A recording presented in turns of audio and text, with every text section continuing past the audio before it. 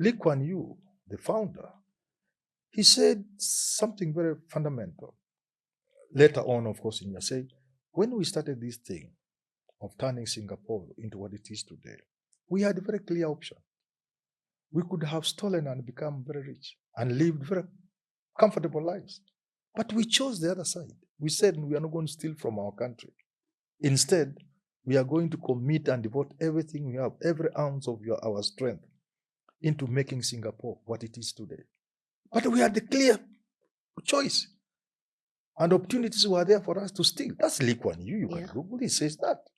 They didn't choose stealing. What did our leaders do when we became independent? They chose to steal, to grab land, so that some of them have bigger land than some counties. Yeah. You can't drive it. Then what did they do? So Singapore started off by saying, without human beings, you cannot develop a country. So this Singapore of Ruto cannot happen until Ruto does what Singapore and Lee Kuan Yew did. They said, the best man, the best woman, the best person is what will drive Singapore.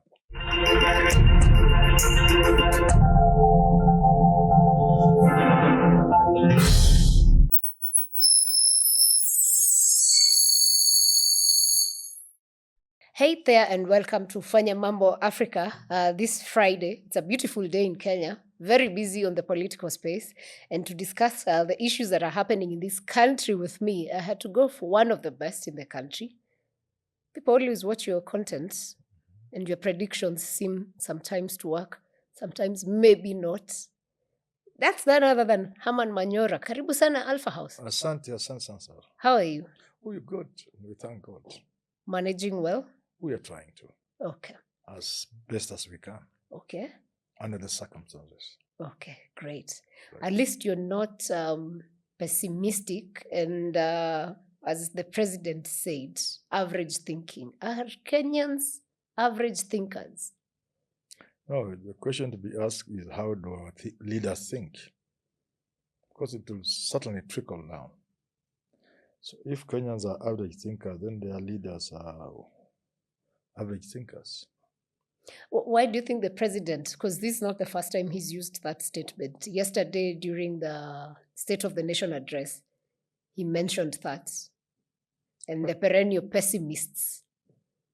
What's that with Kenyans? I think the president could be trying to run away from reality. Reality is that things are not working in this country.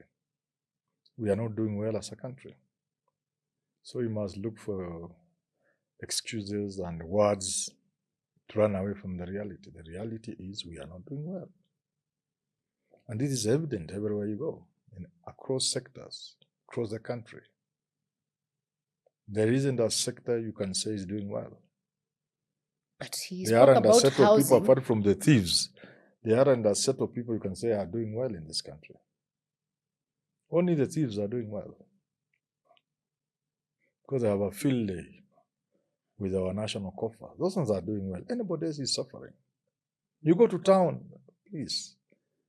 You go to town, you can't know it's Nairobi that has been having people filling the streets. Nairobi is literally empty. So is the president relating with the real people or just the beneficiaries? Or where is the gap? The beneficiaries. And sad things that they know. So they are trying to hide it in words and in false dreams of Singapore and stuff like that. You know, I listened to his speech yesterday and he referenced Singapore, of course, the Asian tigers, Japan, at some point, John F. Kennedy.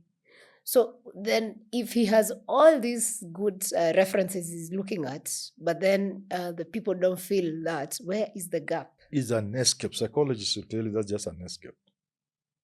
You know what you ought to do. You are not doing it. You know things are bad.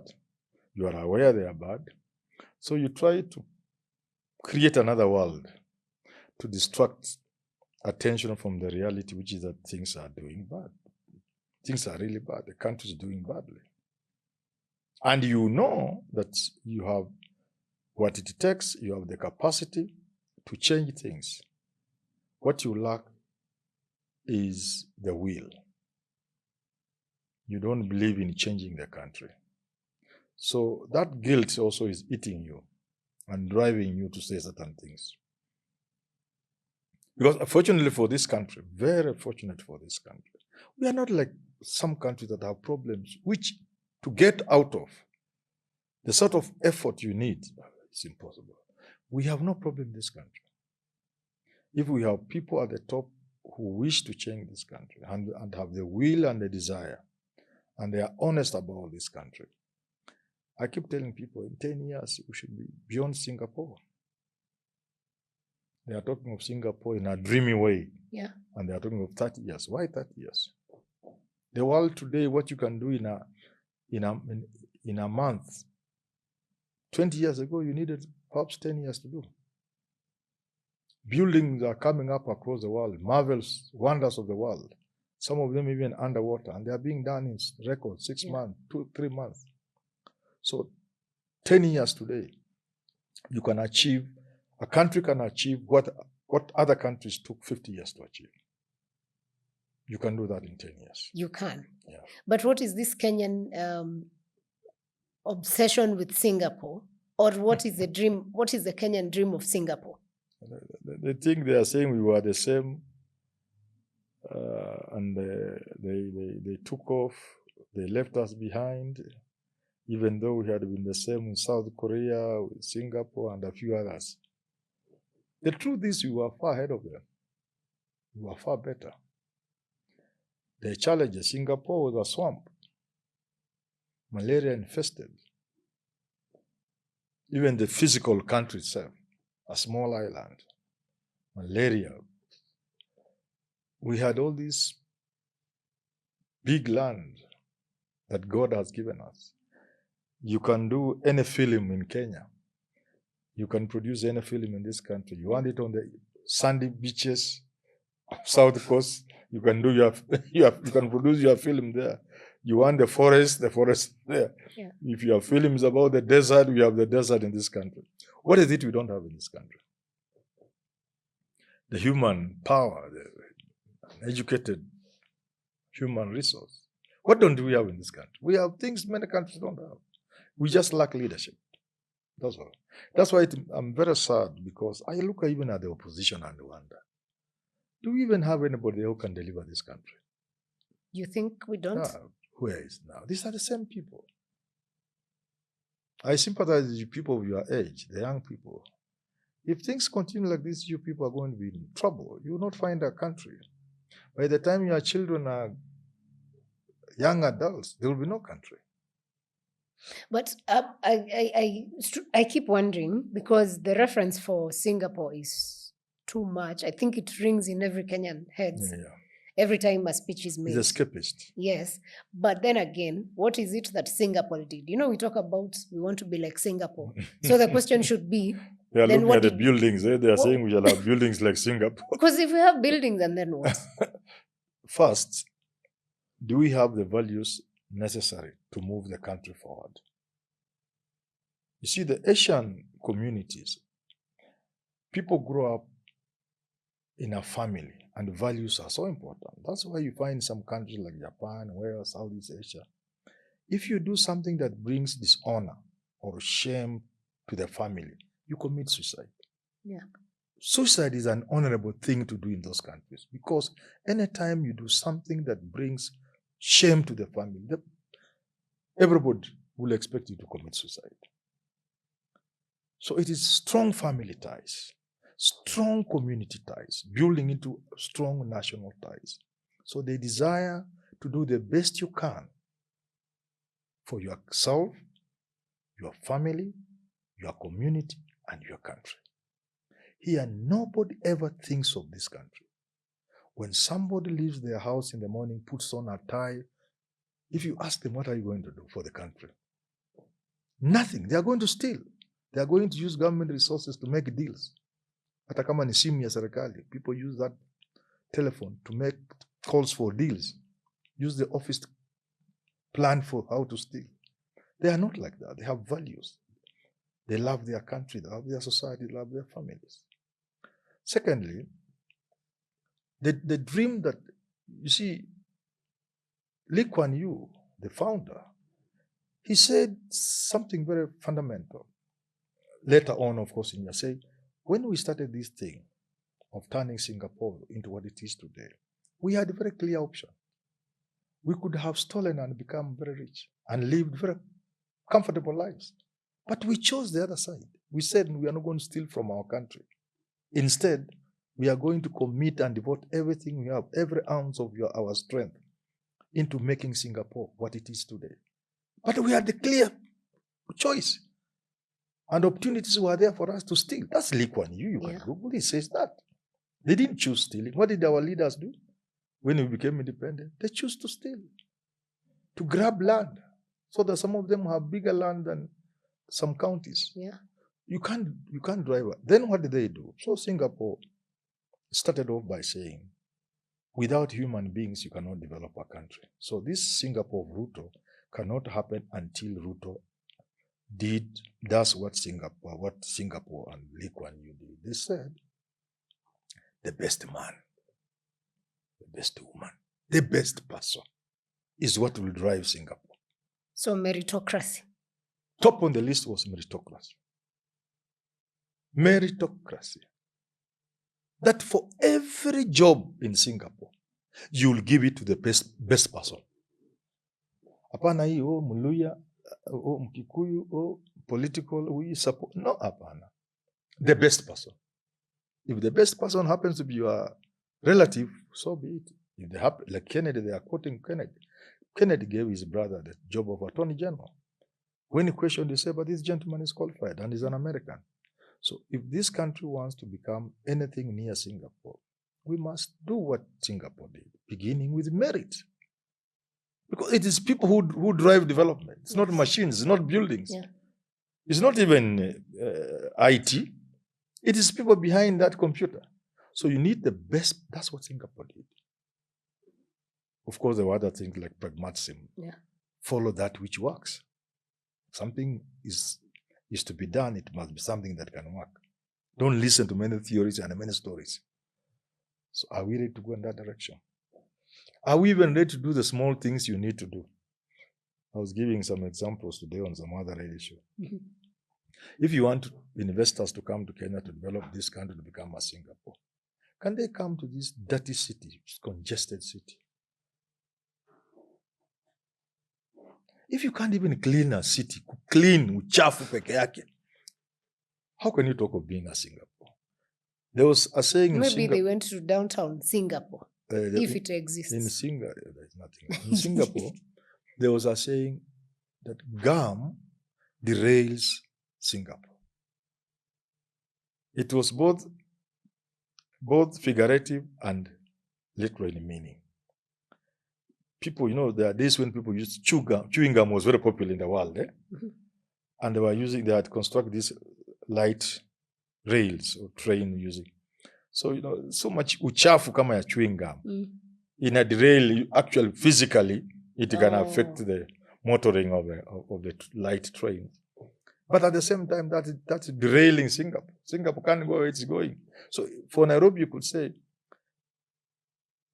that will derail Nairobi. You cannot attract investors to Nairobi when it's as dirty as it is. You cannot attract investors to Nairobi, at least not seriously. The people who come are mainly just crooks who know in Kenya you can make simple money by playing games with government. Yeah. But serious investors who have no time for games will find it very difficult to work in Kenya. How do you Look at the congestion in town. Yeah. Look at the madness. Look at the traffic in Nairobi. Which serious investor? I find it crazy because they say the guy who designed the London is Kenyan. Yes. Traffic thing. Yes. But then we cannot take use of the same resources in Kenya. Kenyans have done wonderful things.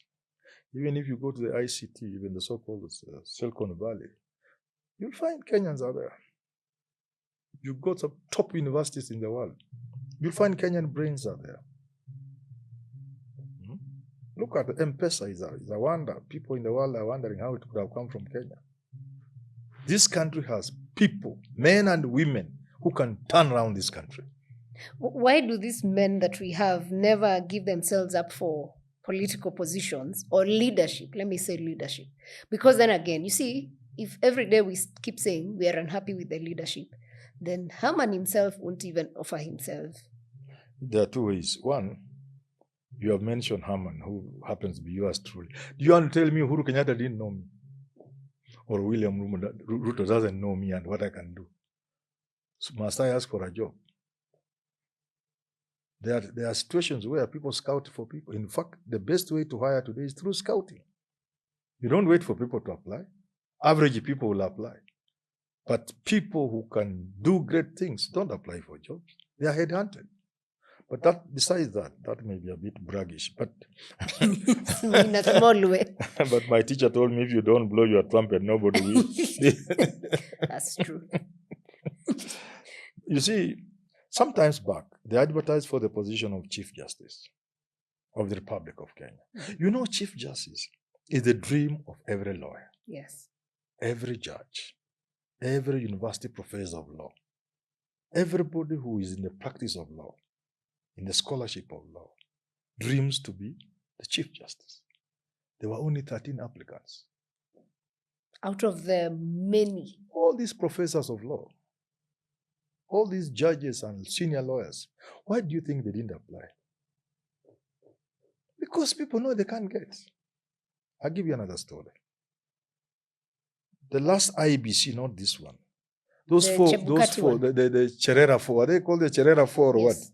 The ones who differed with Chebukati and went for a press conference at Serena. A lot of people took interest in that job, that particular time. I don't know why. Many people applied. Where I work from the University of Nairobi, I know people who applied, people who are really qualified, not merely because they have academic papers.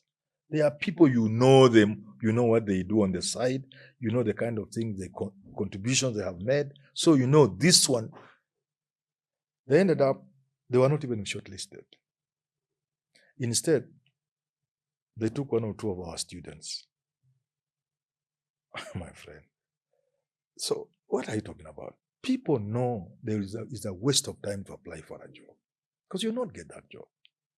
So first, the competent men and women, they are those who should be sought after. Those in charge should look for those people. Uhuru should know if I gave Manyora a ministry, he will run it better than anybody else I've given before. And he should give Manyora the job, to give Sarah the job. But also, people know they cannot apply because it will be waste of time. That's a culture we have built. We have planted it in the minds of Kenyans that you cannot get a job unless somebody knows you. So even the recent IBC, people working in the parliament, I hope mentioning names won't even matter so much. There was a guy who was interviewing Professor Wanyande. So I used to work with him.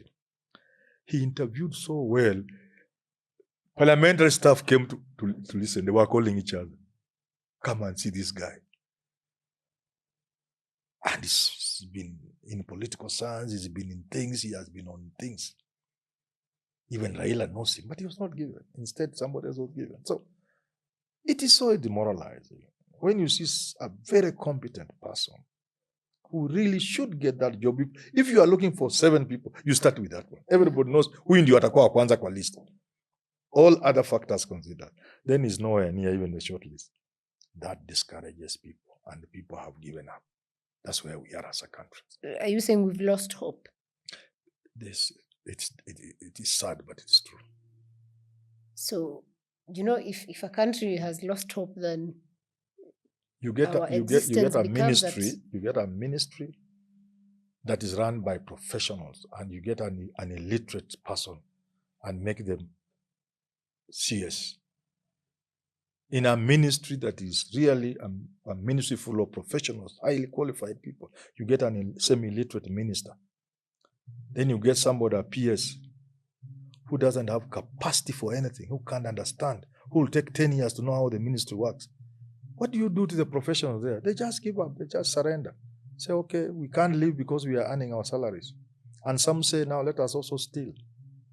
So it is a very sad state we find ourselves in, because then means There are those who have joined the thieves because that's the only thing you can do.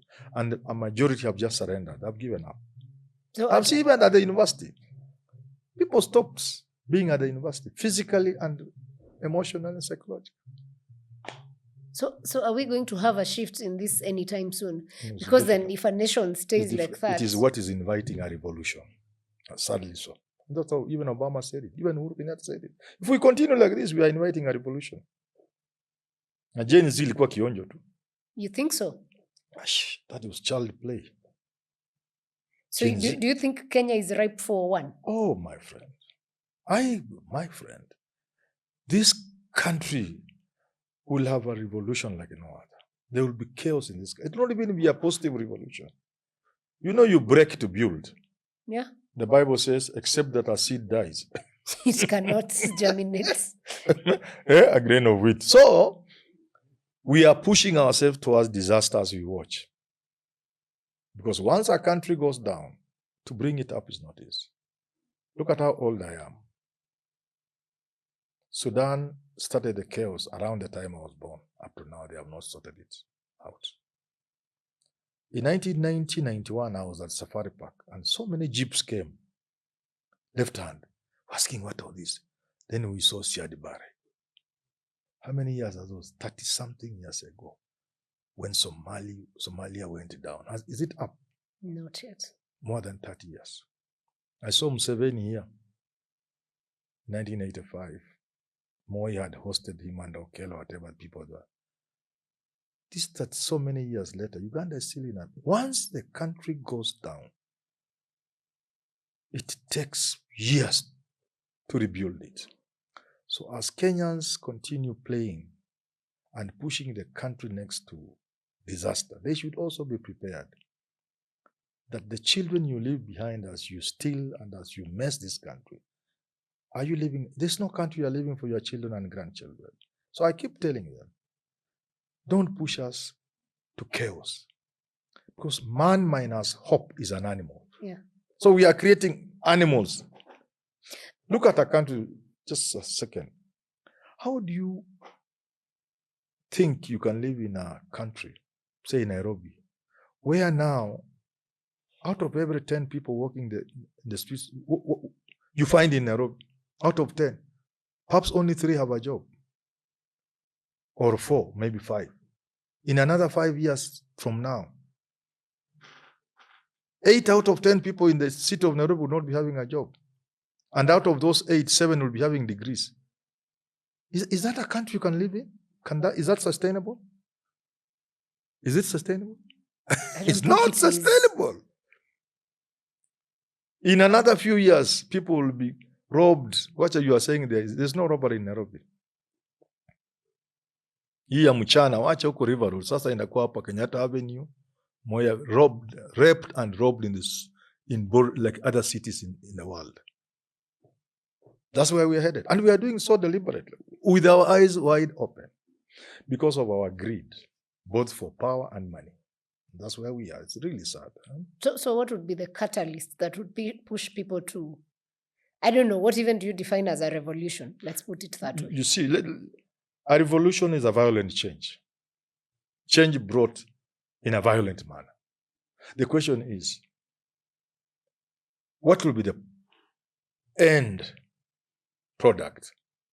When a revolution is well thought, scheming, if you wish, by revolutionaries, kina Fidel Castro, kina Lenin, Russia, a well thought of revolution founded on philosophical thinking and ideological underpinning.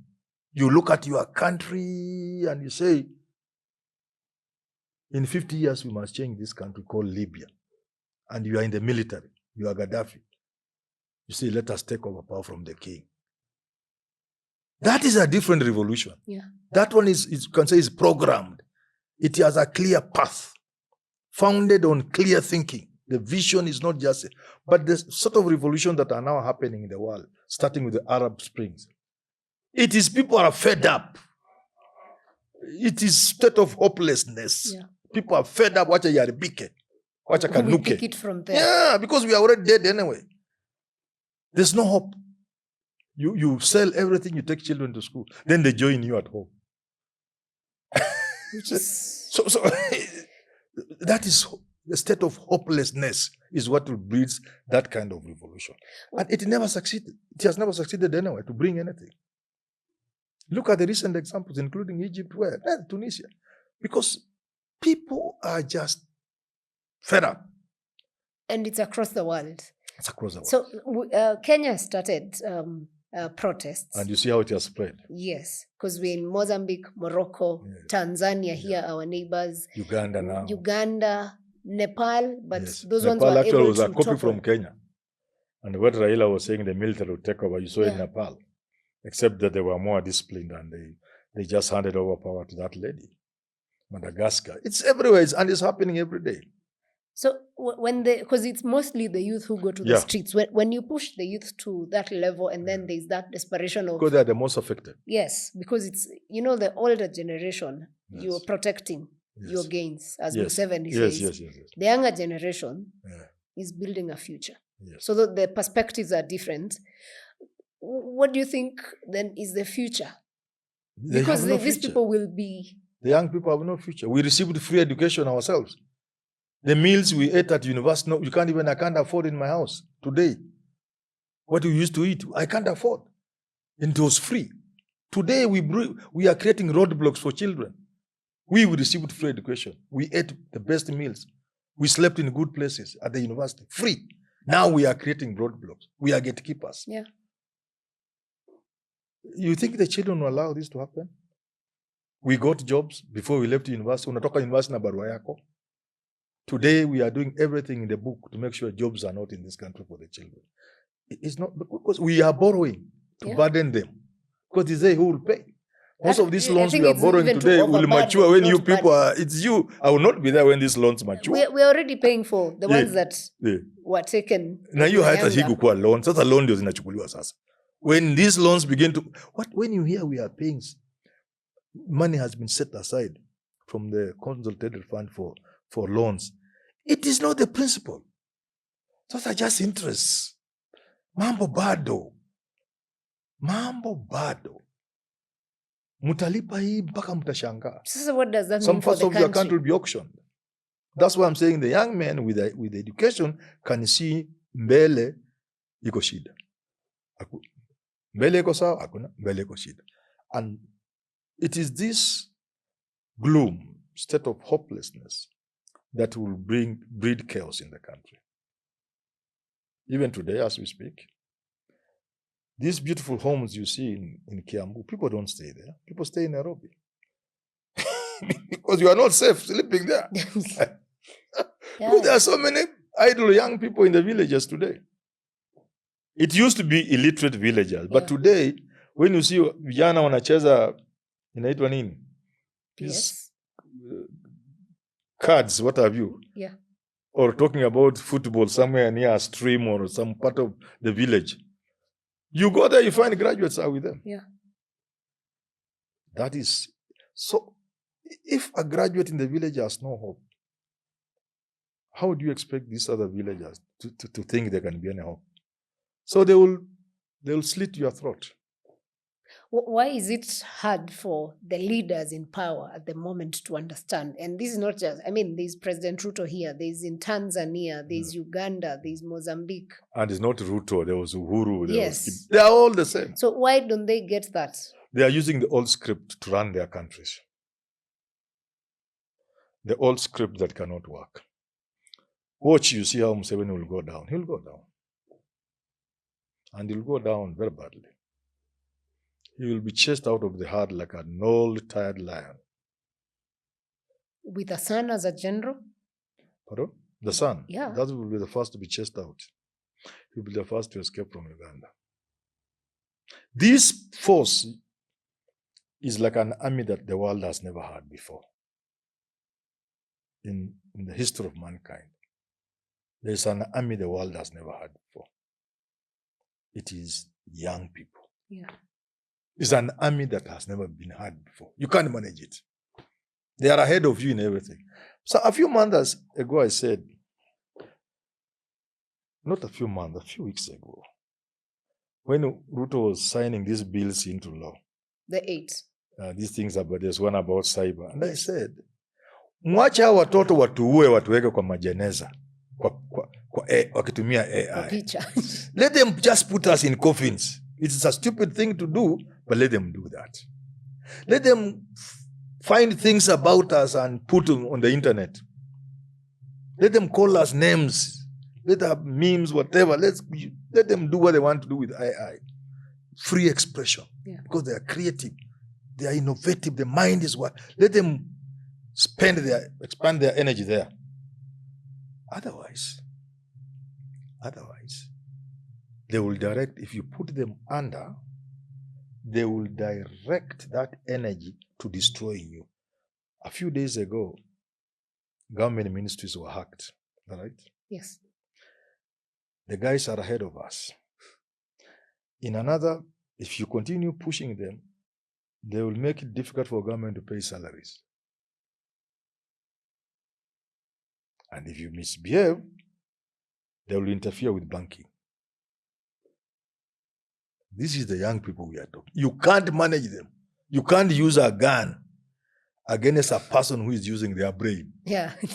You have a gun, he has a brain. The boys of Gen Z just were armed with only phones. Yeah. So you want to use tear gas and water cannons and guns on people who are just having a phone and a Kenyan flag. They are ahead of us. We can't. We have to accept. We must find a way of working with our children, those of us who have been around. Where there are excesses, we shall tell them, we were like you. There was a time we thought we knew everything. So, hapa tulia kidogo. Where we go wrong, they'll tell you, see now, we want to believe you. But surely, since I left university, it's 10 years.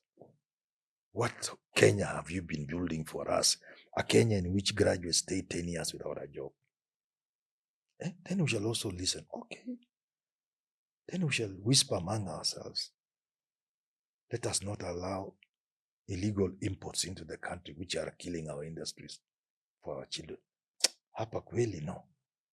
Let us not kill our industries. Let us stop theft in the energy sector so that the cost of electricity can go down, to lower the cost of production, to attract investors who will then employ these young people. Otherwise, we are done. It is a conversation. The world has gotten to a point where all the major players must continuously have a conversation. But we have willing people. No, they don't know. That's something they are using the old script. The old script is to think when you are president or when you are some of these small things that these people are, you can use force. Europe saw it.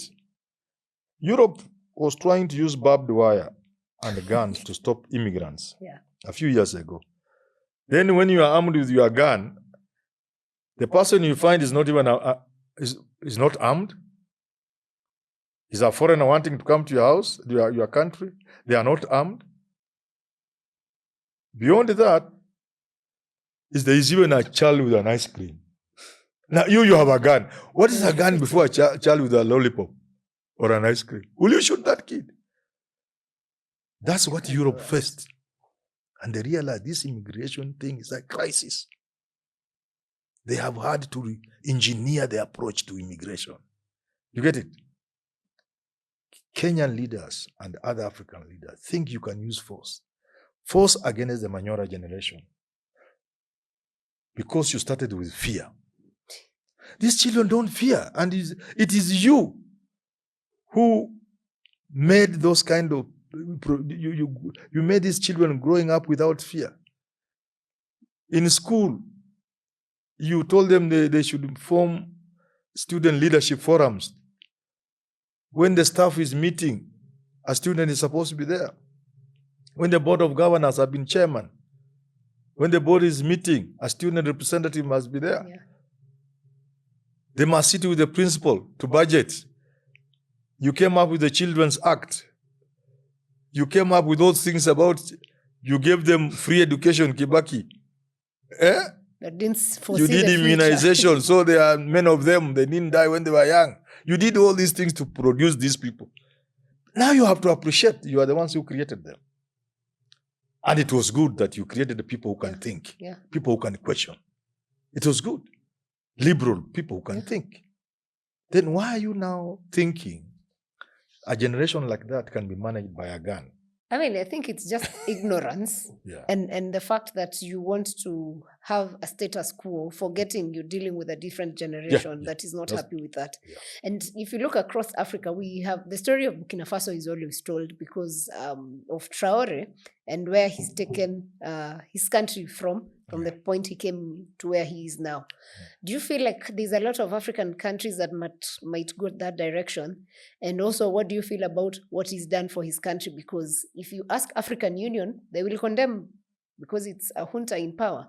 But if you compare what a junta is doing vis-a-vis what, quote unquote, democratically elected people are doing, then... Yeah, you see, there's that kind of discrepancy. But you see, everybody knows what is happening.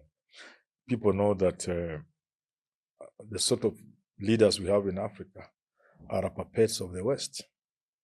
And they are perpetuating what the West wants, holding Africa to be raped by the Westerners. That's how they were brought up. That's how they have been protected. The independence leaders were conditioned to think everybody next to them was an enemy. Everybody was trying to take their power. You see, during the Cold War days. So, and then those leaders were only in power because they were protected by Washington and by London and by Paris and so Paris and so. And therefore, the Burkina story means, unless you get away those sort of leaders, Africa cannot change. So, but the beauty is, the leaders who have come to office through democratic elections have the choice to change Africa. They can. You see, because now the world has changed a bit. Gaddafi had a problem because he was alone. Yeah. And that's why he was targeted. But look at how he transformed Libya. But he was alone and he was a threat to the West. But if you have the 4 countries in West Africa, then you have one in East Africa, another one in Southern Africa, another one. The West cannot kill all those leaders. But if you are one, you'll be killed. If you put your country first, like in Magufuli, and you're alone, they would kill you. Lumumba in Congo, they would kill you. But today, the world is such that many people are seeing what is happening. Many citizens understand. You see, some 30, 20 years ago, if what is happening in Burkina Faso happened, the citizens will not even, they will be made to think he's a bad man. Yeah. And they will believe the Westerners. The story about Gaddafi, and it amazes me even today. Even university professors believe the story from the West about Gaddafi. Then you ask him, a man who created this kind of utopian life, where if you are not working, the government pays you. Free medical care, free education, free housing. You have everything. I mean, the currency, the 1-to-1 to the dollar. Libya ukiweka yake hapo moja, America wanaweka dola ya 1-to-1. And you still believe the story from the West that Gaddafi was an animal. So for Gaddafi, it was bad for him because he was born before his time. People like those pay for it. People like Lumumba. But today, you can see the success of those Sahel countries, West African countries, Burkina Faso, Mali, and those others. Niger. It means it is easy for others to join them. And I can assure you, that's going to happen. You think so? Yeah, it will. Looking at it from the blocks they belong to, the ECOWAS, they're not even, they were kicked out. So but that's not important. They will, because, let me give you a good example. If the so-called united or loyal opposition takes over from Ruto, they will not do anything different from what Ruto is doing. When did they start being called royals? They call themselves loyal, not even royal. Oh. Loyal. Not royal like the UK. Okay. I thought I missed something. Because royal is Her Majesty's opposition. Yeah. His Majesties now. Oh, yes. That if they take over, and they are likely to take over, they could take over. Oh, you've said They will do three what things in one. they do what Ruto is doing. In other words, anybody who has taken power from independence, when Moi took over from Kenyatta, he improved on what Kenyatta had done. Certainly, you can have your own reservations about Moi, but if you look at the things Moi did, he did many times what Kenyatta had done. Kibaki came. He improved on what Moi had done. He may not be the miracle people are trying to make us believe. I have my own reservations. Of course. But it was a great improvement on what Moi had done. Uhuru comes in. He did many times over what Kenyatta, Moi, and Kibaki had done combined. Ruto has come. There's a small problem there because he's driving things in the wrong direction. But when the dust has settled and you look around, you'll find that even Ruto, there are areas where he pushed the country a step forward. So if Kalonzo takes over, or Matiang'i, whoever it is, Maraga, they will do the same. But I'm saying, supposing the young people in this country create a third force, people like Sifuna, and they get a critical mass behind them or with them, and they take over power, they win in the next election, Kenya cannot be the same. Yeah, that's true. It cannot be the same. They will join those Sahel countries. They will join Burkina Faso. They will join Niger. It can't be the same. People like Sifuna, it will not be the same. In fact, their own age mates will not allow them, even if they try. It is like you can't.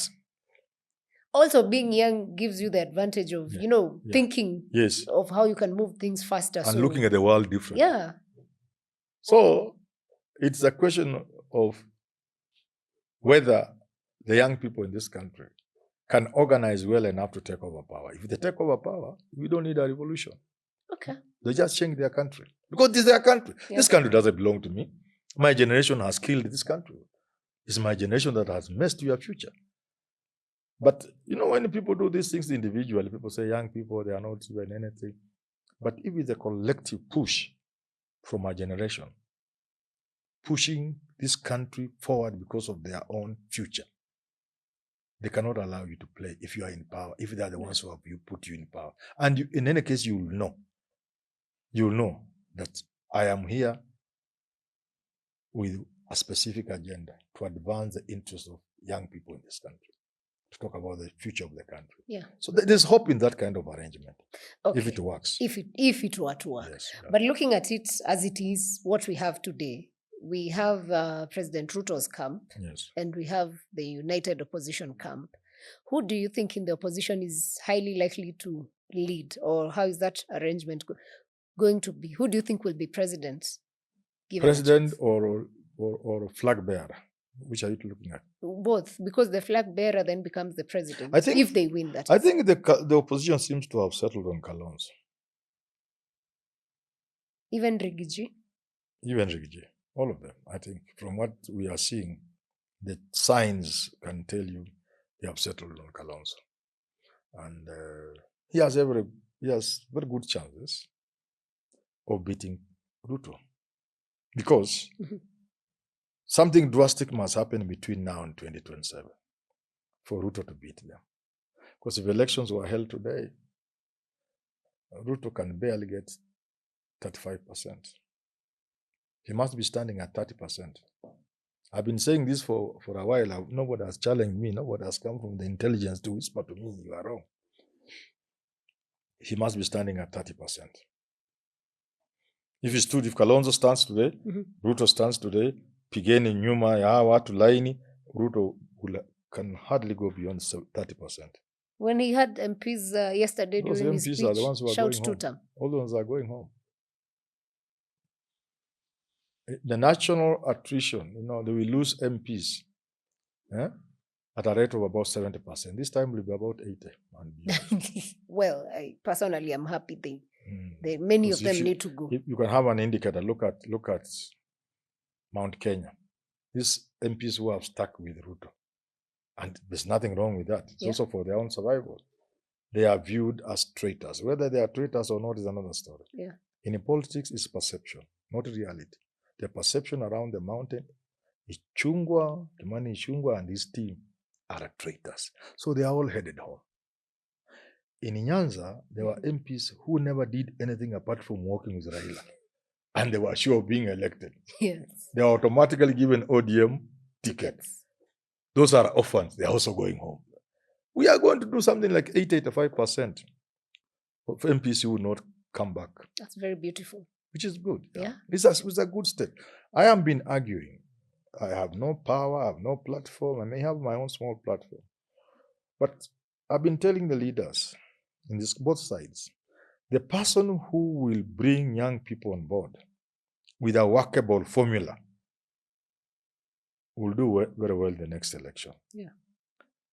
What do I mean by well? I want to look at a Kenya where, to avoid this revolution we talked about, I'm looking at a Kenya where almost 70% of MCS are young people. Nobody beyond 35.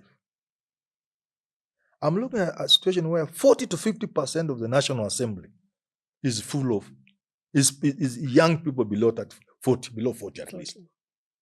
So that by the time you get to 50 years and you are in the National Assembly, if you are 55, we ni mzee sana. Hata unaogopa kukaa na watoto kwa baba. Yeah. Then we shall have hope for this country. If people beyond 50 in the National Assembly in 2027, out of 290, if there will be less than 50, we will be doing very well. We'll be doing very well. People like you should be in parliament. And that's the trend in Europe. Look at European cabinets, even cabinets. Look at even prime ministers. Look at how many women are in parliament in Europe, those countries. How many young people, 25, 28, 32. They are the majority now.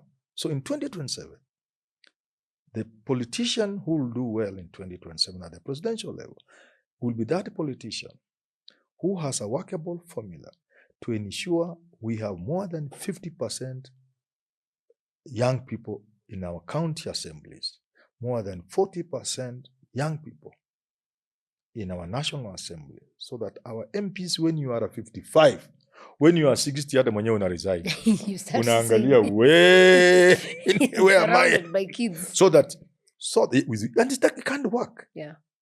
So that it is Senate where wazee wanaenda for wisdom. But pia we can send them away from there if they are useless. If they should do their work, they should know we put them there like the House of Lords, like Senate in America, because they have years of experience and wisdom.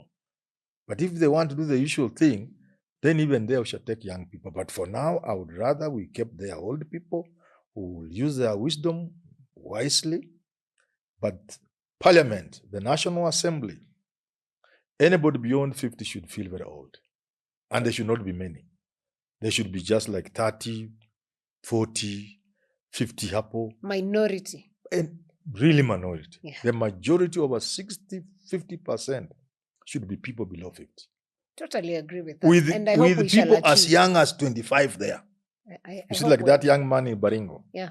Letasio, yes. Trying to be governor. He may not make it, but it's a good statement. He's making a good statement that we young people cannot sit back, complain there are no jobs, complain the country is doing badly, when we are not stepping forward. Yeah. The young people have to step forward and get into leadership. Going back to the conversation of the opposition that you touched on, and you said it seems like they've settled for Kalonzo Musyoka. That's very interesting to hear, by the way.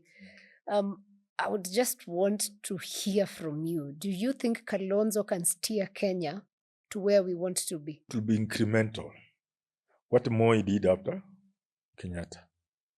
What Kibaki did after Moi. And what Uhuru did after Kibaki. That's what it will be. Lucky for anybody who takes over from Ruto, if they take over. Ruto has made so many mistakes that you need to do very little to appear to be doing something. That's what happened to Kibaki. By the time Moi was going out, he had done so badly that anything small Kibaki did looked like a miracle.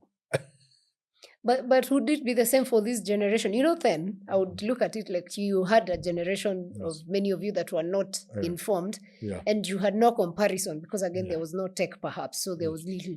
Now, if you become president, you may want to do a little because maybe you say things have not been okay. But then again, you're dealing with people who see every day what is happening elsewhere. So would it take you to do little, or will it be demanded that you make it ×5 of achieving what ought to have taken 10 years? It's a very good observation and question. You see, Moi was able to withstand the pressure of maandamano. There are instruments he used which these others don't have, including the law, detention, or what have you. An ignorant citizenry, not informed, and all those kind of reasons. And these things have been receding, so that being president is becoming more and more challenging. Because of that, you'll need to do more. Secondly, Ruto himself realized he didn't have the power he thought he had over a restless population.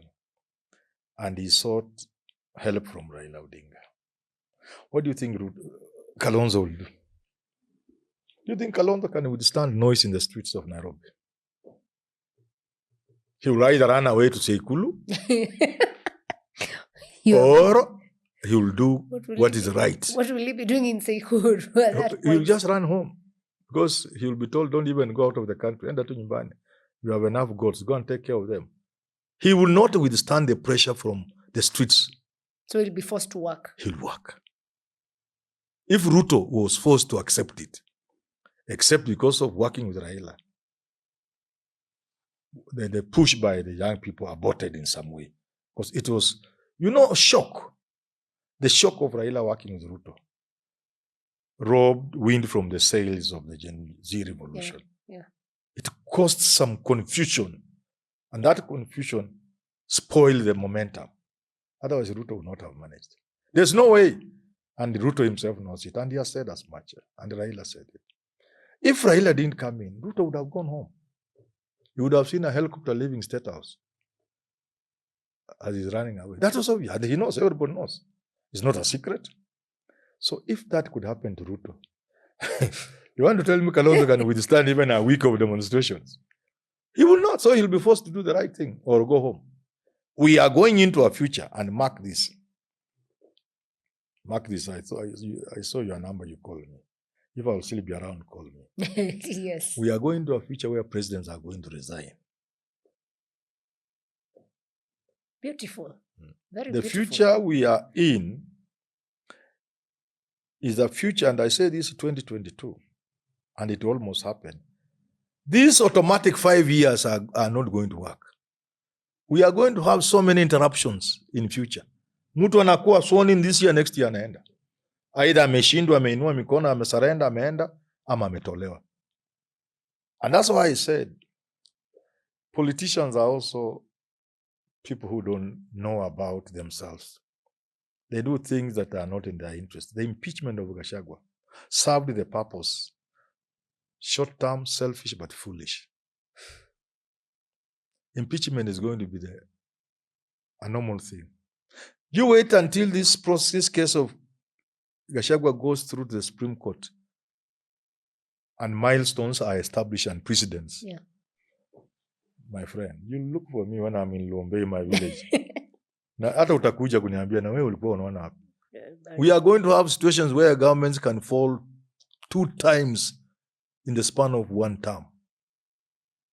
It was a dangerous precedent. And we did not impeach Gachagua for anything. And we all know it, including those who impeached him. But unknown to them and foolishly, they were setting a precedent. So pressure will force presidents in the future to resign. Because sometimes you are on a leash. The West, the globalists, IMF, World Bank, they are forcing you to do this. Yeah. And maybe they helped you to get to power. So you cannot preside over the changes the people require. You just resign.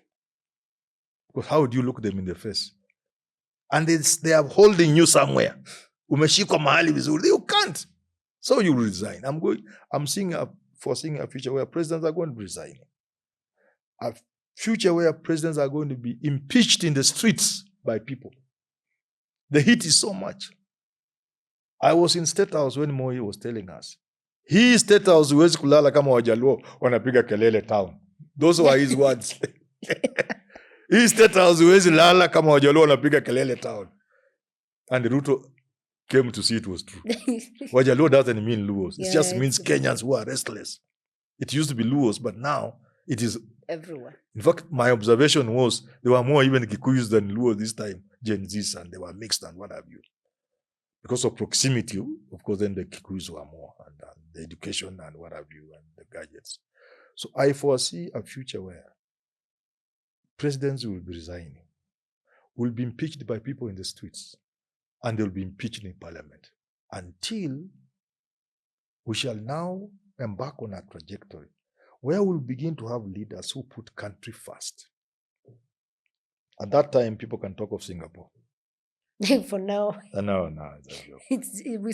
we continue reading about Singapore. Yeah. You've touched the issue of impeachment of Gachagua, and at the moment, Gachagua has camped in Mbeere North. Yes. The president's PA Farouk has camped in Malava. Yes. I saw Kingi in Magarini. Yes. I don't know who is in Kabuchai and all these other things. Yes. There are people there. There are people, of course. Yes. And we've seen government machinery in the different places where the constitution actually says CSS should not be, or is it public servants? But they are there. And you'll see these elections being nullified.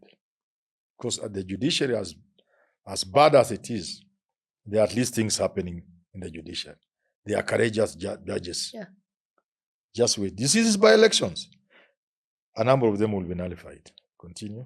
Okay. That brought me, before I asked, my question was, how critical or how important are by-elections, and why these in particular? Well, by-elections are usually not a very good indicator of tomorrow.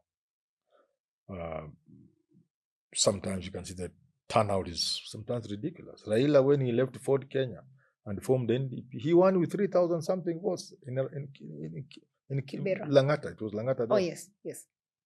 Josephat Karanja, who rose to become vice president, got 1,500 or 200 in Madare of all places. Those are just examples to show that by-elections turnout is always. So you cannot use a by-election to make. But this particular one has been made an open contest. Nobody's hiding the fact that it is a do or die for them. Why? Because for Ruto, he's testing in Mbeere. Whether is it really true I have lost Mount Kenya? Is it that bad? And so he's testing strategies. Will money help me? Will this strategy help me? He's testing. He has it's like a person who has new weapons. He's testing them. And the test here, I hear the economy in Mbeere North is booming. It's booming. Money has been poured. If this was done at a national scale, it will create inflation immediately. The election of 2027 will create serious inflation. Because I can see billions will be used if the by-elections are anything to go by. In Malaba, Ruto is not doing very well in Western, but he's doubting it. He wants to prove that, well, even if the opposition were to take it, will I come out of there empty-handed? So it is very important. And to the opposition, they also want to see, is it true they have locked Ruto out of Mount Kenya? But more important to them, if they don't know, they have an opportunity to see beforehand, to see before 2027, the extent to which Ruto can go to have his way. If they are not seeing that, if they are not opening their eyes on that, if they are not focusing on seeing the extent to which Ruto can go, he will wipe them out. He will have them for breakfast, like people say, in 2027. How far can he go from your prediction? I've told them to go and check. They should find out. They are talking of money. How much money is being used? How? I hear, for example, and I'm going to have a show with somebody now on my platform. I hear voters have been told, it was alleged in a press conference in day broadcast at Karen, Kalonzo said. Oh, from his speech yesterday. You saw, yes? Yes. That they have learned that voters are being told, si tumekupa 1,000 umekula, wewe piga kura tupigie hiyo simu picha, uone kitu ikiingia kwa simu yako saa hiyo. If people can go to that length, then you can't beat them. Unless you have a way of stopping it. But you know, you can take a photo and share it with people and save it in your gallery. Mm-hmm. So will someone be confirming which gadget took? Because I can take a photo and send to the 5 of us here. Yes. So all you need is to have it in your gallery. Yes, those are some of the things they should be thinking about. But they are prepared to lose money. Are you saying they may be paying even the people who have not voted for them? Yeah, that's the point. Those are the risks they will take. But for them, if through that they will get some people, so be it. There are many ways of making sure people vote for them. That is just one of them, for example, if it is true. And that's why I'm saying the opposition has an opportunity to see the extent to which Ruto can go to have his way. This is a very good test in Malaba, especially Malaba and Mbeere North. So if opposition wins, what does it mean? It's not winning is not enough. Those two winning seats. is not enough. For Ruto, he doesn't need to win. Again, this is what Kinarigari Gashoga may not know. Ruto doesn't need to win. He doesn't even want to win. He knows he can't even win. If Ruto got 40% of the votes in Malaba, or 40% of Mbeere North, these guys will be dancing and celebrating, but they will be foolish actually, because if Ruto were to get 40% of Mount Kenya, where is opposition going? Can they go anywhere? Of course not. That's what I'm saying. They should know, finally, the candidate from the opposition gets 60%, wins. But Ruto's candidate gets 40% or 38% or 35%. They should be worried. They should be worried because Ruto does not need more than 30% of Mount Kenya to win. Yeah. If he got 30% of Mount Kenya, the opposition can't go anywhere. Then he gets 40% of Western. That's it. Opposition is cooked. That's why these by-elections are important, not so much who wins, because I think the opposition will win in Malaba. They will win in Mbeere North. But the learning point is by what much. And number 2, much more important, to learn and to see the extent to which Ruto is prepared to have his way. And then you can figure out what 2027 will look like. Wow. I hope they take that serious, because it's very critical. I would just want to touch on Tanzania for a short while and Kenya. And from Samia's speech during her swearing in, it was majirani ndio walileta utukutu wao huku Tanzania and caused this. Her speech, was it yesterday, was that she wonders what these young people, what change they want. And they were going to have a meeting to understand what change are they talking about that we don't know about. Why is it that Tanzania and Kenya seem to have unstable relationships, so to say? Unstable. Or suspicions? No, Tanzania and Kenya have always had a problem. In fact, when you are Kenyan in Tanzania, and they pick that from your Swahili. And that's why Samia Suluhu Hassan is just a joker. Because if Kenyans were in Dar es Salaam, you will just know the way they speak Swahili. There are stories on the net, whether they are true or not. Yeah. That's from BBC, I think. So one would need to stop a bit and ask, if it's from somebody like BBC, that the people who are doing stuff there to young people, who are not speaking Swahili. And Tanzania has quickly said, Hawani Waganda. So even Kenyans, that suspicion has been there. If you go to Tanzania and you speak and they know you are a Kenyan, people don't like you. They can even sell you something for 2,000 shillings when other people are, even other foreigners, are getting the same thing for 500 shillings. The problem started towards the break of the East African community around 1977 because of Njonjo, And when the East African community broke, even the sharing of the resources, because we had East African Railways and Harbors, East African Airways, we even had a common shilling, common currency. It was a very good thing, by the way. We would be very far as East Africa. But Njonjo, with his tendencies, spoiled the whole thing. What did he do? You know, Njonjo was a serious capitalist and a mzungu in everything. So they made Tanzanians feel they were backwards. And Tanzanians kept feeling that our capitalism was turning us into animals, to say the least. They're saying that ukienda Tanzania huko London. But when you are in the streets of Nairobi, marveling at the big, wonderful structures, chunga sana, you step on beggars. A country of 10,000 millionaires with 10 million beggars. That kind of thing. So they saw us as very beastly people who do anything to get money. You get it? Yeah. And they didn't understand that because of the philosophical foundations put in place by Mwalimu Julius Nyerere, where Utu, you had to be a human being in everything you did. Yeah. From the political to the economic, business, everywhere. The human being would always come first. And that slowed their development in the Western sense, in the capitalist sense. And so they felt we were laughing at them.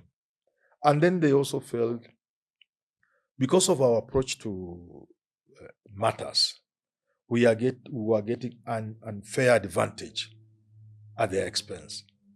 And that expense even now.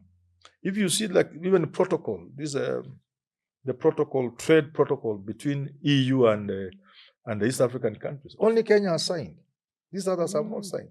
So the feeling that your bigger brother is getting more than his fair share, is proud, is what?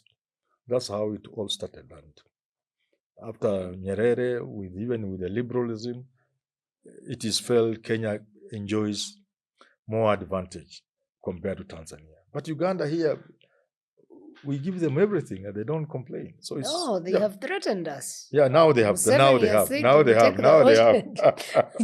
So really, what is in Tanzania is very shameful.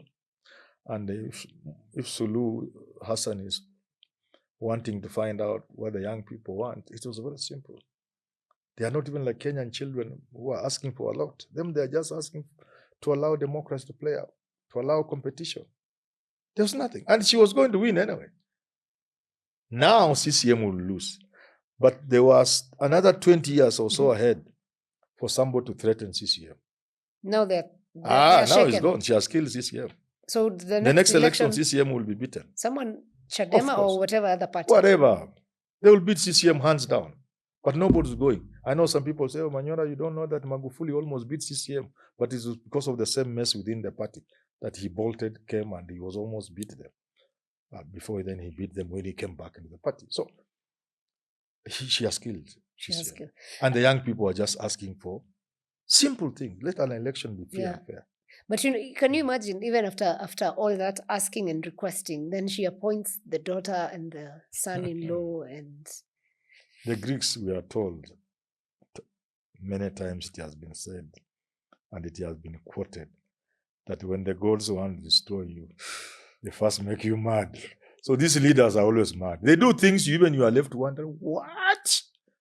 You appoint your daughter at a time like this with all tension in the country? Your daughter, assistant minister? The husband to your daughter, a full cabinet minister? Jakaya Kikwete's son or whatever, a minister? In this environment? Katika muktadha huu Waswahili wenyewe wanasema? You know it's madness. You can't believe it. But in that madness, one man that was instrumental in Kenya's peace process was Jakaya Kikwete. Yes. He's been quiet. Jakaya Kikwete was supporting Samia. And that's why the child the son has been made minister. And that's why it was rumored he ran away from Tanzania. You know, there were those rumors on the internet that he came to Kenya to hide. Jakaya Kikwete wasn't even instrumental in our peace. He was been sent by the Americans. At what point does Africa cut the roots of the puppets, the puppeteer? Because we are the puppets. If you are a normal leader that has been bred up and brewed in that pot, the Western pot, you can't cut off. Why? No leader you see, Africa, including Kenya, is led by members of a club. A boys' club of some sort. Yes, a boys' club of some sort. And this club has been established and sustained by the West. They tell you what is good, they tell you what's bad. And they set limits beyond which you can't go. They draw lines in the sand, and you know, and you respect the distance, and you do their bidding. You open up your country for exploitation, and they support you. Those ones cannot change Africa. But they cannot change Africa. Wasn't Burkina Faso the same? And they just decided to cut the roots of France. The person did not come through this process of boys' club. He's an outsider. Like what Ruto was. If Ruto had wanted to disrupt, he could have disrupted. Unfortunately, he must have received the support of the West to become president. But Botswana has a president who... Now, that's rare now. You see, that's Magufuli-like. You know, once in a while, something strange happens. The same system produces an outcast. So the Botswanan president is an outcast. But remember, he's also following a tradition of presidents who are always pro-people. He's not the first one. The most memorable one was the one about 10 years or so ago, who stood up against parliament when they were increasing their salaries. He said, okay, I say no. Say yes and have your way.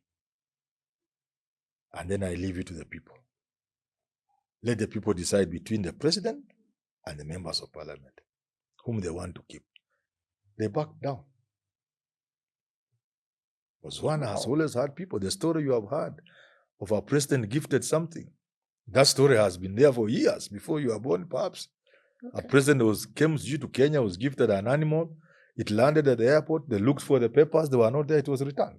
Can you do that for Uhuru Kenyatta when he was given some what do you call them? This peacock somewhere. Can you return Uhuru Kenyatta's peacock because there are no papers? Botswana has been like that. So that one is keeping in the tradition.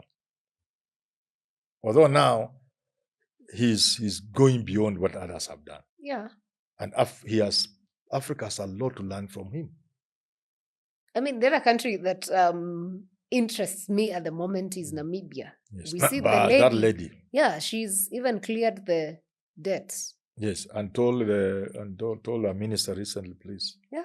If you came to my cabinet to steal from people, have deals with people to do mines here, please go away. We are working with the people of Namibia. But the one that I like most, simple, it's not even anything big, tiny, small, micro example.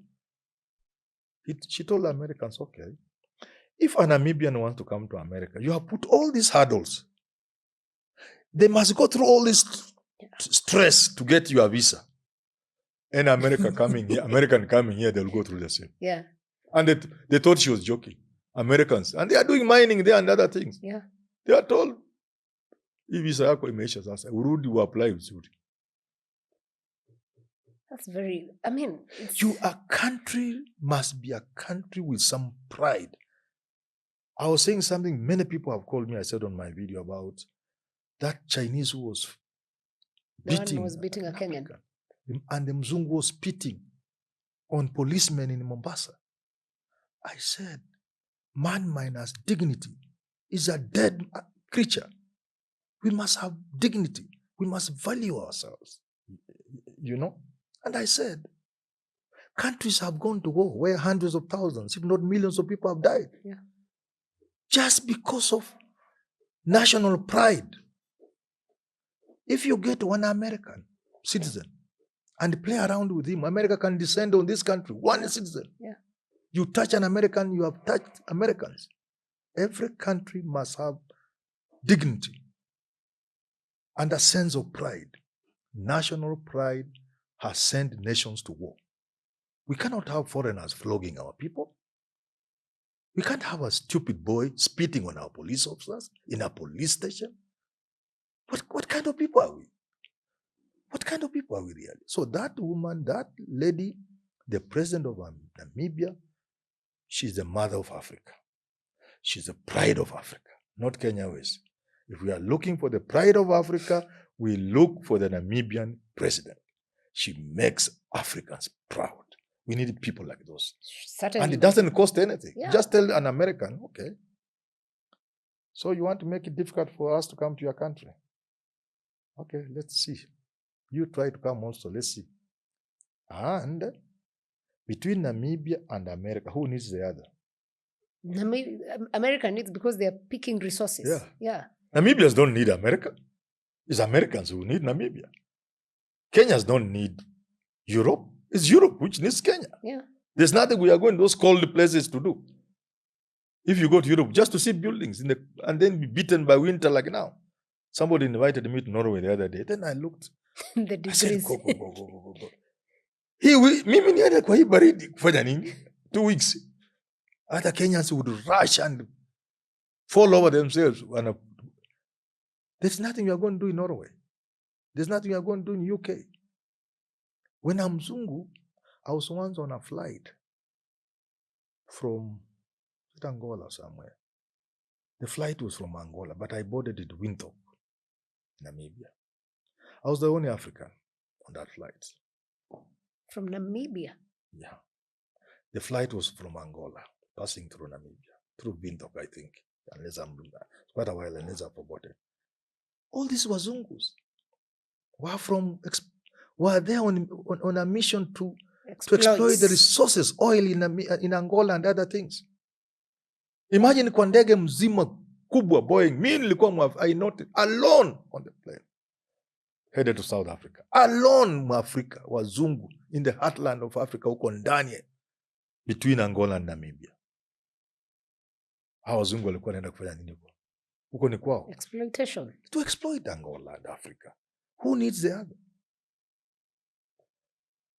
When you go, these Africans who are going through hell to go to get American visas, what are they going to do in America?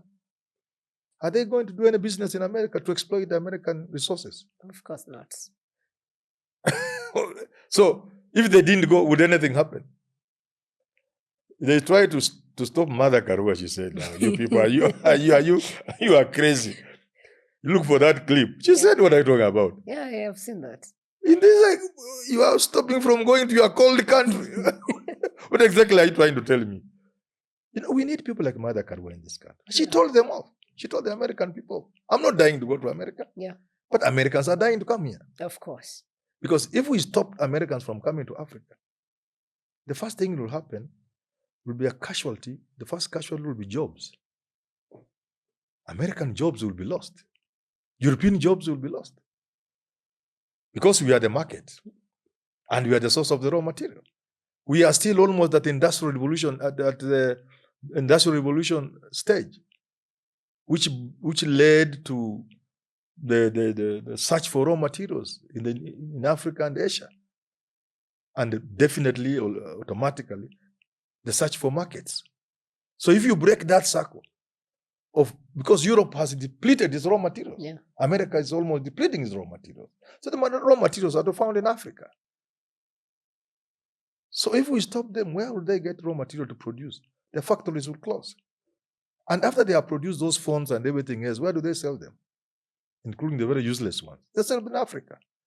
So that woman, that lady, makes me feel very proud to be an African. Certainly. We have a few leaders who make us proud. Yeah. And I wonder why these good leaders are actually down there, south, central, west. The east, I'm not sure we can report much. The map of Africa here in the east. It depends on the history. Have you noticed that a very educated Kenyan, akiona mzungu, you see something happening? In the days when you used to have people standing on buses before Michuki came, mzungu akiingia kwa bus, instinctively unaona watu watatu wamesimama. Instinctively. It is our history. Where wazungus, you see in South Africa as a country, Namibia, Botswana, and those other countries, Zimbabwe, Rhodesia, Zambia. Wazungu waliingia kwa walikuwa tu wakora. They were just ordinary people. So people don't fear whites. In Kenya, they had learned from what had happened in those areas. So the commissioner, Sir Charles Elliot, when he was giving free land and others who came after him, there were two written or unwritten, I don't know if they are written, but they were followed to the letter. When you docked in Mombasa, because most of them came by ship, and you are a white person, you could be given free land and other good things here. But the two conditions you have to meet. Condition one, you are not supposed to have been a vagabond, a beggar, which is what has worked in Southern Africa. So there's a certain limit, a certain amount of money you have to have. Okay. If you didn't have the certain minimum amount of money, you could not be elected. Unarudisha kwa meli urudi mahali ulitoka. Some of these people are coming from South Africa. To avoid, and let me say the second one, so that I say what they were doing. Yeah. The second one, they looked at you physically. You are not supposed to have any disability, any deformity. Interesting. The idea was, because whites had been mistreated and had problems even getting labor and what have you, they wanted in Kenya to have a situation where a white man is like a god. He's perfect. And the image of the white man, therefore, will help that white man get his way around Kenya by way of getting employees and whatever. So if between a Kenyan and a South African, a Kenyan would fear a white person. Even up to today, it's instinctive. You should see even a university professor working with a stupid girl from some white country or some white girl. You see the pride on his face. And he's a very educated person. He can't even hide it. He wants to go everywhere. People know him in the company of this girl. You're not a girl as a girlfriend. Yeah. I'm just saying like a boy, a Western, these small boys or whatever. Just mzungu. I'm just using that to say mzungu. Alionekana na mzungu. Hata anaweza kuhakisha ameenda naye nyumbani. Watu waone anatembea na mzungu. So those people have had a history of resistance also. Mm. They fought the white man for too long. Some of them, like in South Africa, for centuries.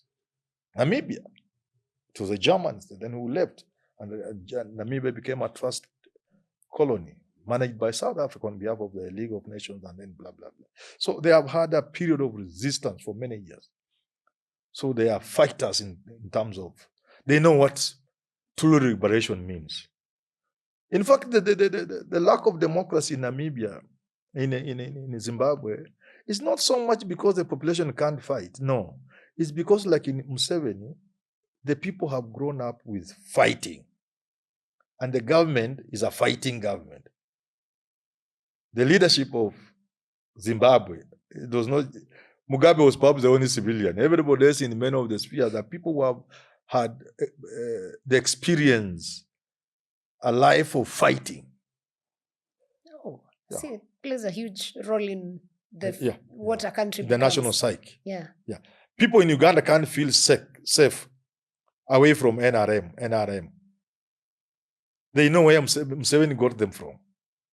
And they define their safety in terms of that power. They see Museveni carrying the gun.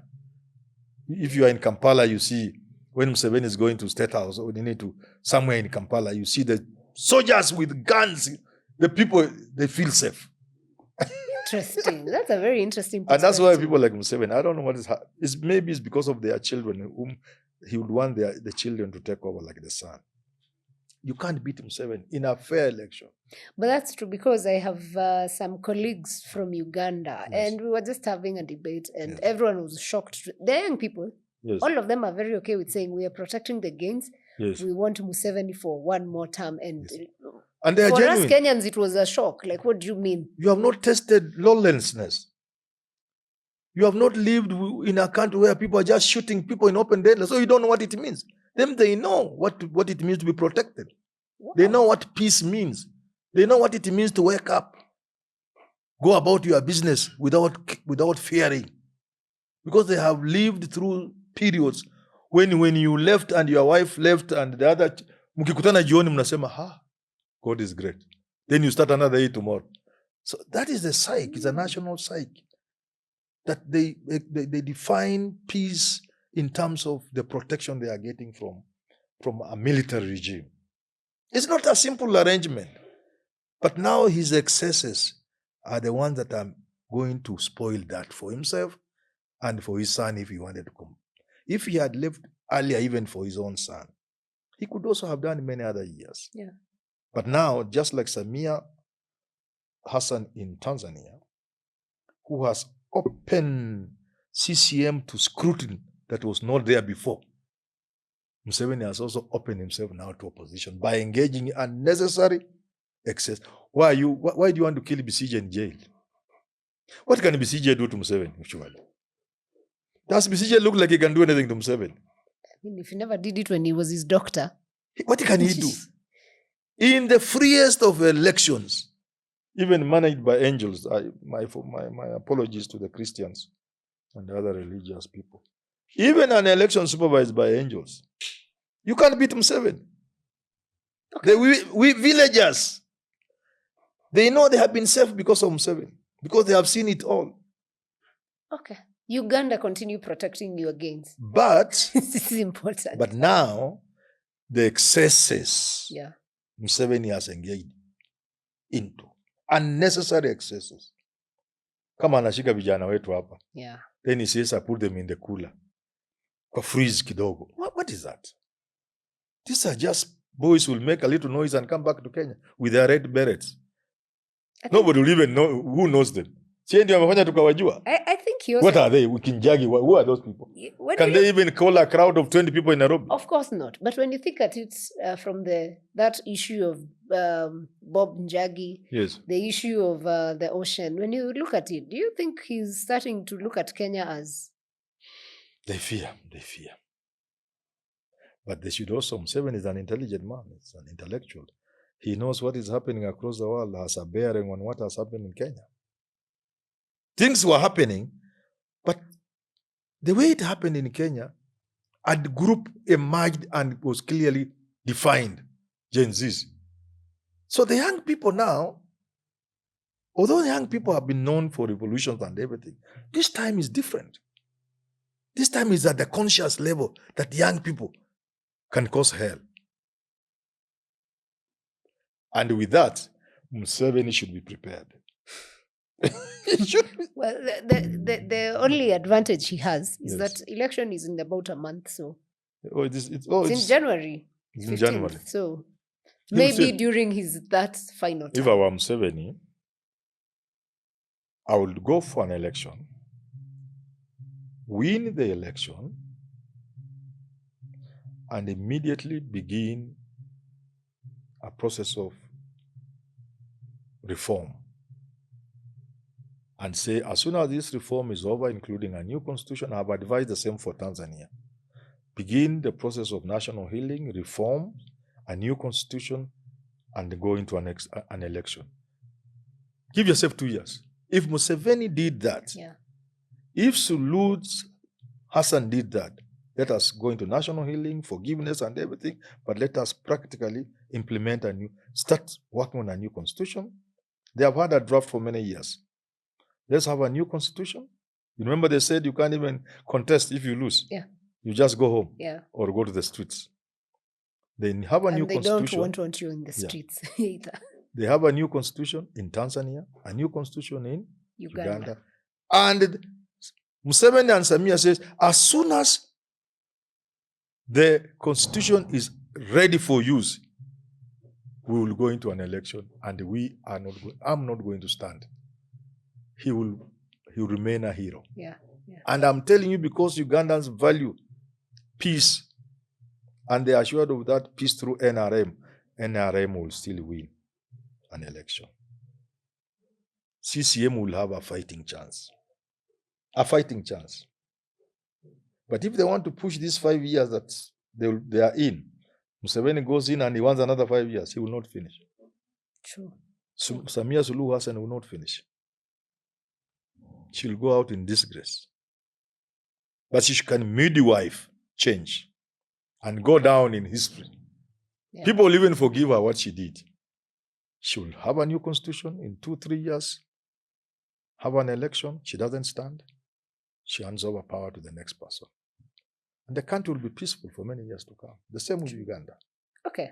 Very interesting perspectives. As we close this, I just want to understand from where you sit or how you view it. Do you think democracy is a tool of control for the people? A tool of? Control.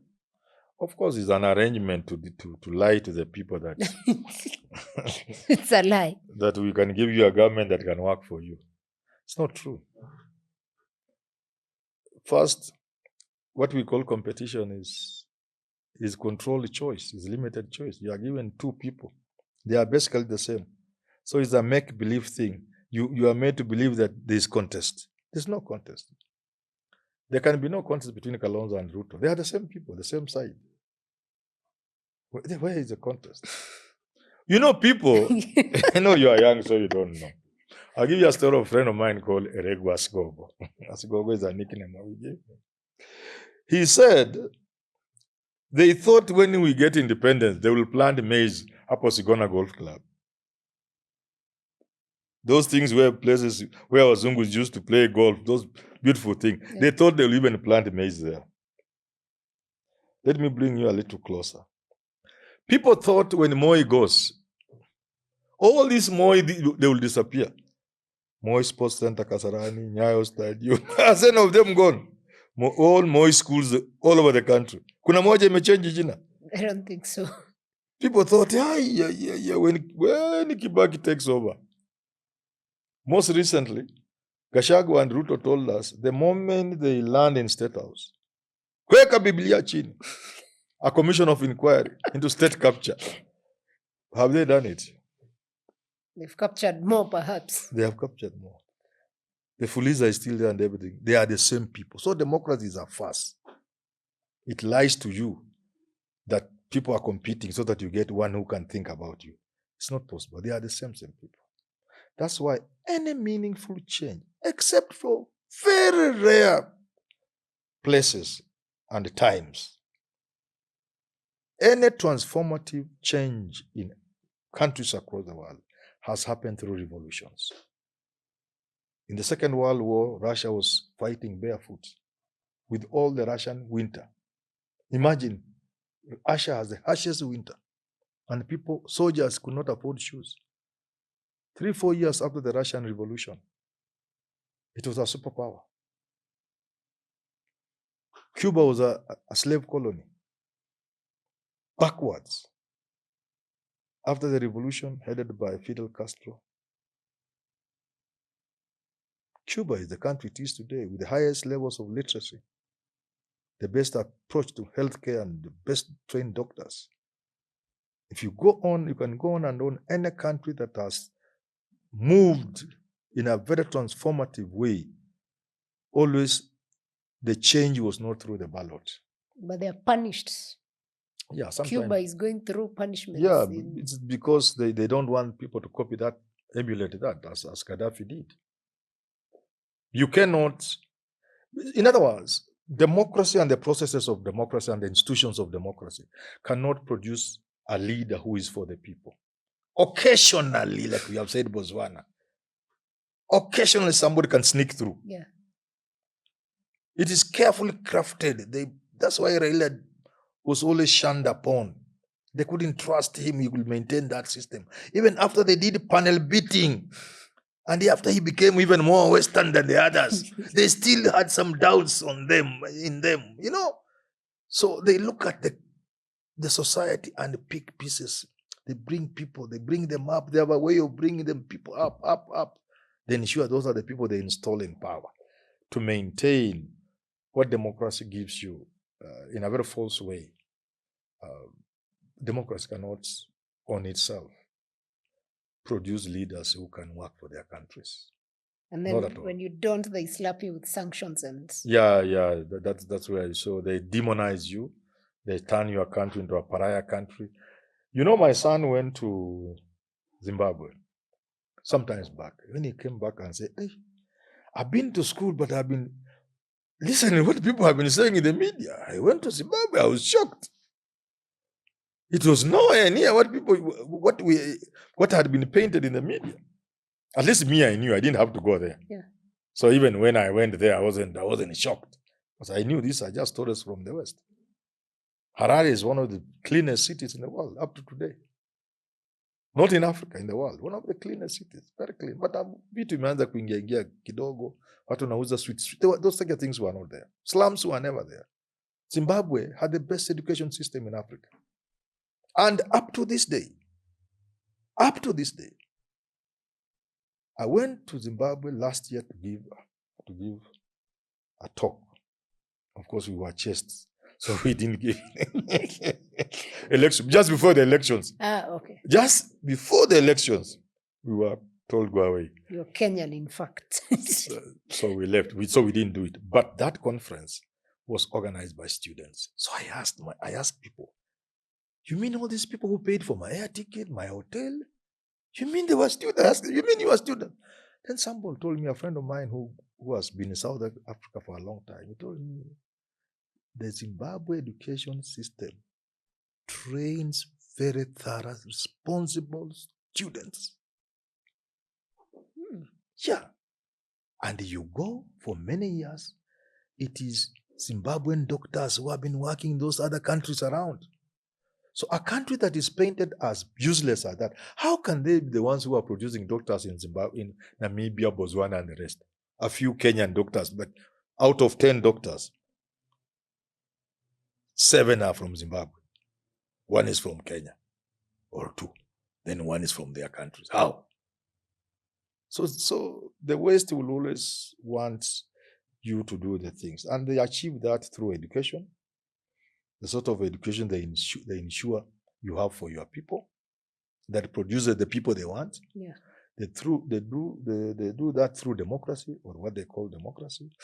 So to perpetuate themselves in power. That system must continue. And when somebody breaks out, they get into trouble. Wow. Very interesting. It's always good to hear these things, the perspectives of different people, because every time I ask someone about democracy, there's the pro, there's the against. No, there are no pros or against. It's just that, but somebody else said it. Is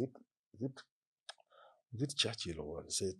It is the worst form of government, except that which is the other one. I don't know what he said. To me, it is the worst, but give me another one. Well, yeah, we come to the end. Yeah, we come to the end. The other one I would have cited Burkina Faso. I don't know what it is, but that is a form of governance. Burkina Faso, yeah. I mean, the countries like Russia, yes, China, yes, whatever governance they're having is, for me, that is their democracy. And again, it confirms what I'm saying. It also came in place through non-conventional, non-traditional means. Okay. Mao Zedong with his great march to take over China and bring a different system of government. And when you say it's a bad system, ask yourself, if you have a bad system producing bad leaders most likely, how can such a bad system and bad leaders feed, I'm not talking of anything else, feed 1.3 billion people? 1.3 billion mouths. That's the whole of Africa. How can a fail? Yeah. How can a failed system, a bad system, bad leaders, how can they manage the affairs of 1.3 billion? We can't manage 50 million. We can't run an election where we have 15 million voters. When in China, in India, for example, election officials, well, IBC and Andikapa, they are in millions, hundreds of millions. You have like 100 or 200 million officials managing an election with a radius of 800 million voters. Hey. What are you talking about? I have challenged IBC. I've told them, if in this by-election they don't give us election results on the same day by 9 o'clock, they should just pack and go home. I will not be convinced they can run the election of 2027. Well, because India, with 800 or so million voters, how do they then give results? Ghana has already shown us you can do that thing in seconds. Tanzania told us you can count 37 million in 2 days. And then get 98%. Crazy stuff, man. The world is funny. Anyway, Mr. Manyora, thank you so much for coming through. Thank you too. Thank you too. We totally appreciate sitting in your wisdom and sharing in your knowledge, because I'm humbled. it's always a pleasure And to. it's been a pleasure to be to Alpha House. I've been hearing Alpha House. Karibu sana. I've seen great men and women, and I've said, with this Alpha House, who are these? So I was happy to receive the invite. Fantastic to hear. Thank We you will very be much. happy to have you back. Anytime. At least you've seen we are not. Anytime. We are not bad people. No, you are good people. Fantastic. Thank you very much. Your final words to people watching you. No, I always tell Kenyans, you have to love your country. You cannot love this country the same level I do, because that is asking for too much. But at least love your country kidogo. If you love your country even a bit, even if you are a thief, you limit the amounts you steal and the way you steal. If you have some little love for your country. I also tell our Kenyan thieves, it's not about you. Don't be too selfish. Think about your daughter. Think about your grandson. Because what you do today will affect your granddaughter, your grandson tomorrow. So if you are not too selfish, and remember, COVID taught us, and the immigration problems in Europe have also taught us, and what Trump is doing, and what is happening across Europe. The demonstrations you saw in the UK, people are saying they want their countries. Yeah. You saw in the UK? That's a first world. You saw the demonstrations, the people in the streets? You've seen in France? Yes. The truth is not just corona, not just immigration. People are beginning to guard their countries jealously. They are saying we cannot have problems. Of course, there are certain excesses you have seen in some places. Where was this I saw most recently? Where South Africa, which is bad. People are being chased from hospitals. You saw that, eh? They come to a hospital, they say, are you yes, are you South I Africa? No, that. get out of the line. Kwenda. You are straining our health first. I'm not saying it is good. But what am I trying to say? I'm saying increasingly nationalism is taking center stage. America first is not a Trump thing. It began in Europe before. It began with France, and it has spread across Europe up to New Zealand and Australia. People are saying, you do your thing in your country, let us do our thing. We will come and visit you, you will come and visit us, we will come and work in your country, you'll come and work in our country, because the world is the same, we are all international citizens. But to come and to mess your countries, then come and pack yourself here and strain our resources, hiyo hakuna. Yes. So I just advise Kenyans, whatever you do, consider your grandson, consider your daughter, because every time you steal from the public, you are leading the country to collapse.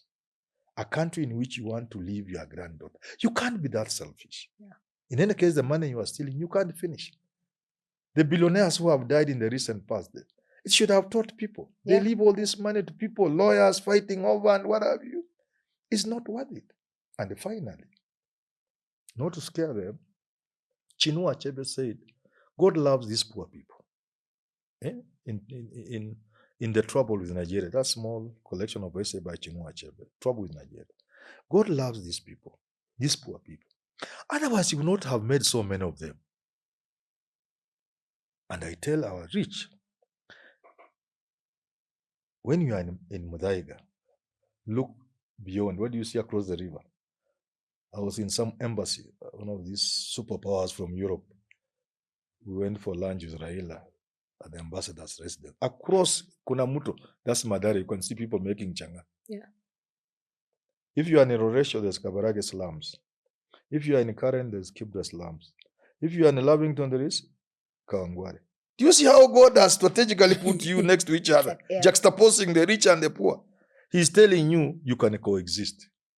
You can live together. But the truth is, unless those people in Kibra, they don't want your 5-course meals. They just want a meal. Just a small thing to eat.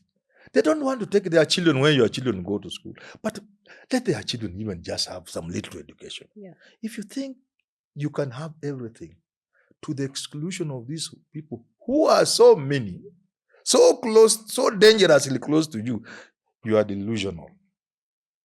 And my last word is, it is possible for us all to live in this country peacefully. We may not be the same people. Not all of us will live in Lavington. Yeah. Not all of us will send our children to Australia. But when you do things, do in moderation. Even when you steal because you like it, steal in moderation. When you have money, don't wait kwa ratili. Wakenya wakiona na wamelala njaa. When you go and visit your daughter in Australia after graduating, don't put it on social media. But then Kenyans are saying, you are destroying our universities because you can take your children to Australia. Enda kwa hiyo graduation ya mtoto yako, kaa huko, toka huko pole pole. Yeah. Don't be the one to post it. At least kama ni watoto wataposti, let your daughter post it, not you. You are telling Kenyans we can destroy your universities and then take our children to Australia. So in other words, we just tell leaders of this country to be sensitive because we need this country. Yes. Thank you. Wow. Such a reflection and a beautiful way to end it. And it reminded me of a story that was published when Nicholas Biwott, the former, Yes, passed on. And the will had it that one of the daughters, I think who was a doctor in, I don't know, in UK or something, when the estate was being managed and shared, she just said, I do not want any of that wealth. I am okay with what I have made. Yet Biwott in his wisdom was working to make wealth so that his children would own it. But this lady looks at it and says, I am not ready to pick wealth that was perhaps not taken in means I look at as good. So it's a good reflection point for our leaders. And to you also who's watching, as you still think about your child, think about your grandchild, think about Kenya, bottom line, and the future you want for this country. Yeah, that's my word for today. Thank you for watching. We'll catch you on the next episodes.